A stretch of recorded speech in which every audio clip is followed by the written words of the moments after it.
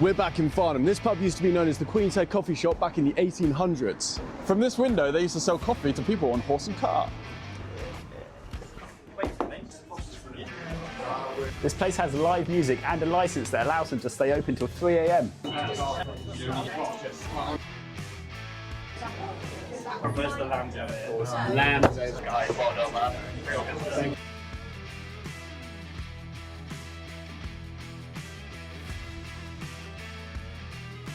This could be the best roast dinner we've had on the channel.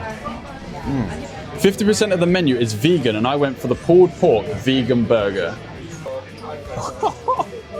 This thing's ridiculous. I don't even know how to attack this.